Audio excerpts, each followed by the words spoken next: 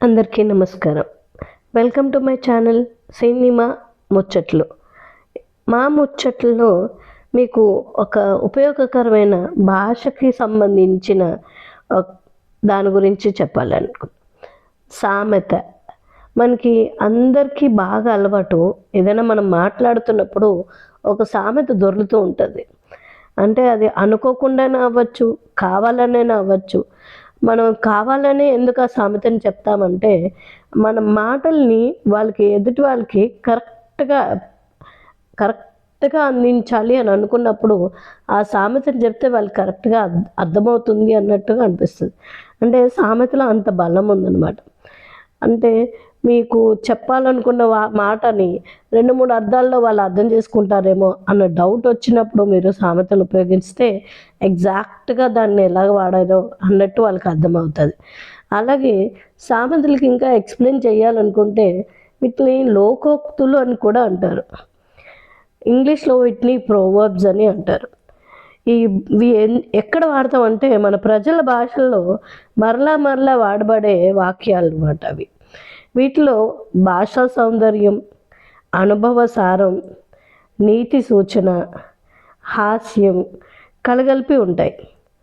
సామెతలు ఆ భాష మాట్లాడే ప్రజల సంస్కృతిని, సంప్రదాయాన్ని ప్రతిబింబిస్తాయి.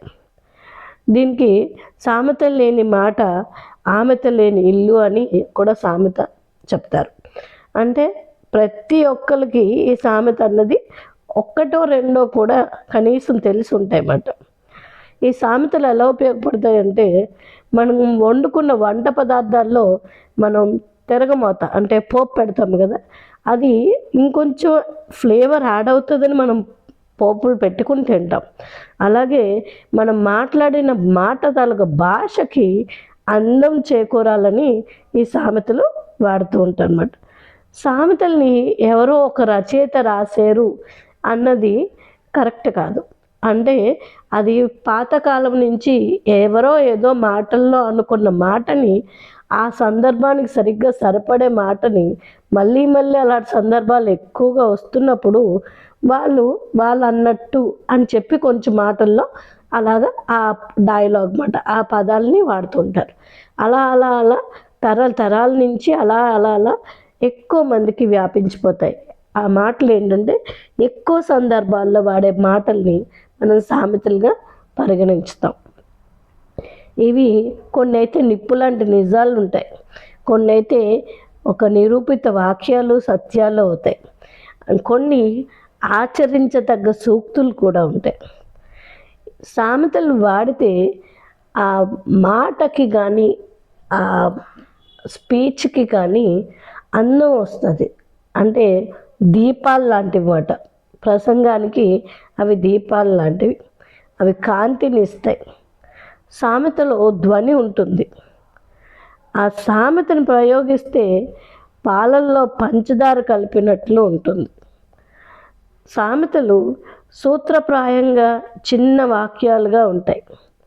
ఇవి ఒక జాతి నాగరికతను చెప్పకనే చెబుతుంటాయి.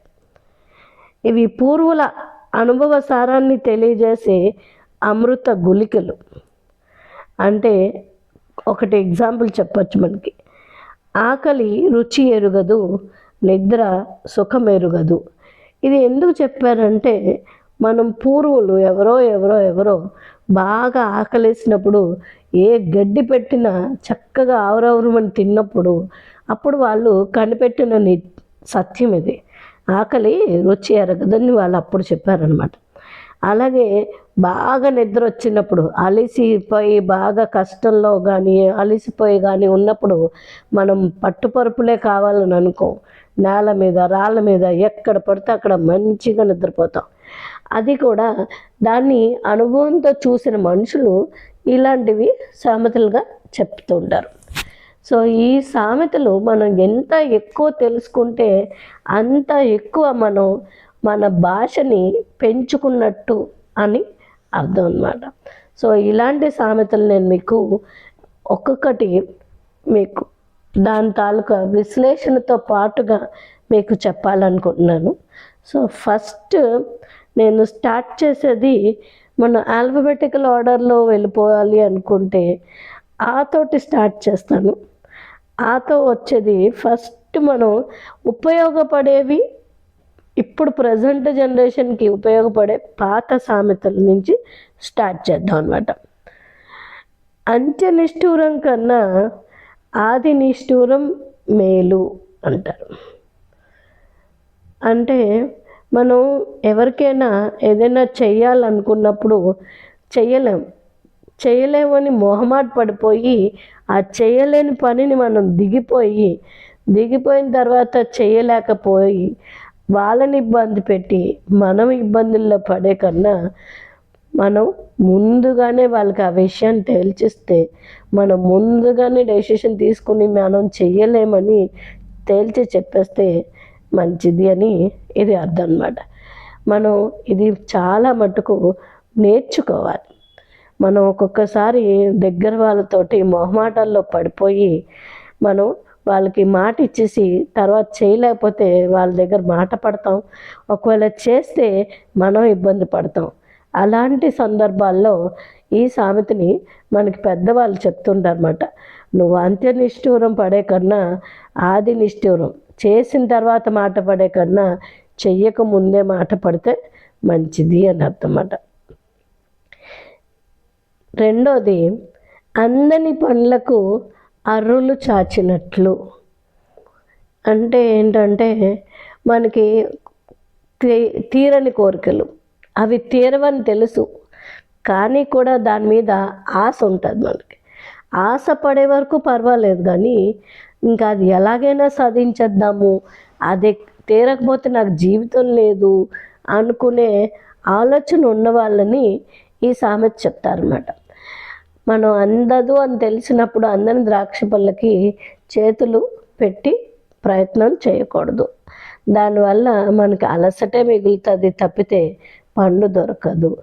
మనకి జరగని విషయాల్ని మనం ఎక్కువ పక్కన పెట్టాలి అని. అలాగే ద్రాక్ష పళ్ళతోటి ఇంకో సామెత కూడా ఉంది, అందని ద్రాక్షలు పుల్లన. అంటే ఈ ముందు చెప్పిన సామెతకి మనంతట మనం సింపతి చూపించుకోవడం, మనంతట మనం వద్దులే అది మంచిది కాదులే అని చెప్పి ఆగిపోవడం అన్నమాట. అవి మనకి అందమని తెలిసినప్పుడు అవి బాగోవు అని అనేసుకుంటే మనం దానికోసం మనం ప్రయత్నం చేయమన్నమాట.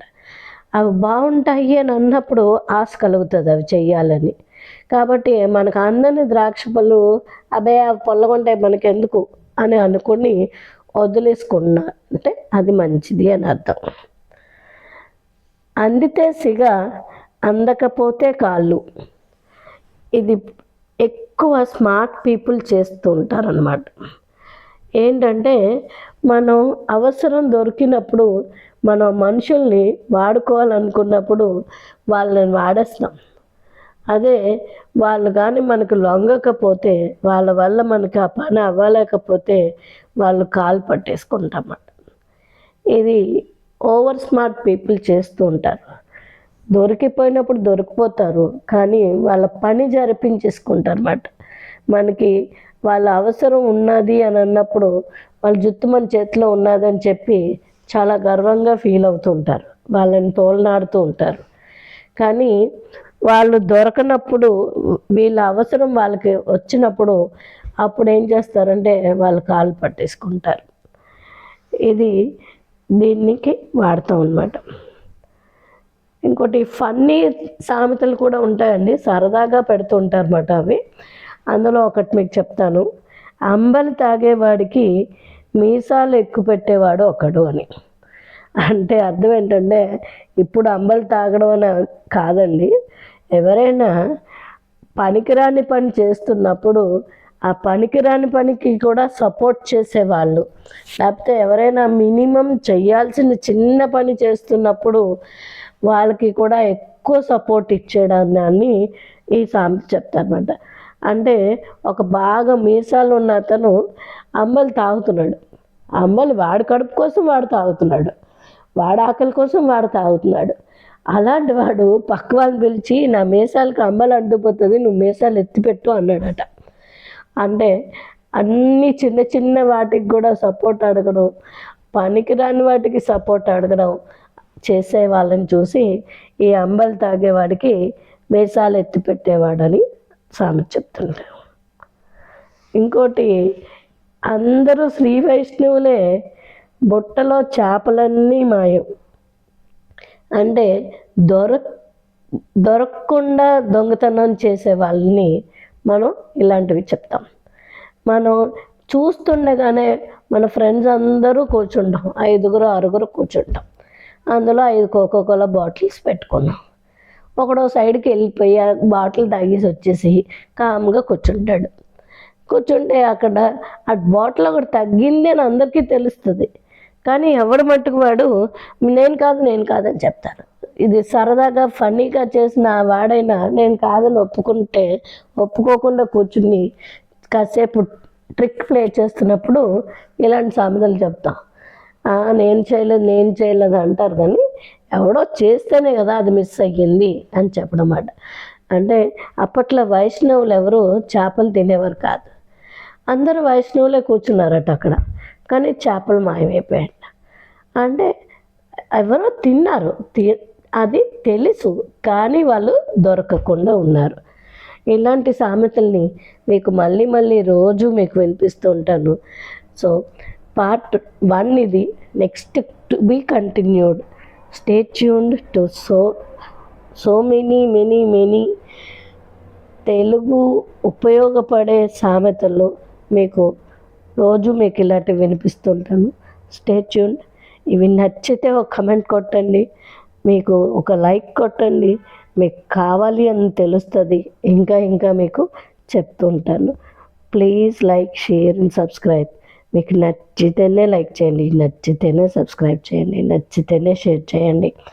నన్ను ఇలా ఎంకరేజ్ చేయండి. Thank you so much.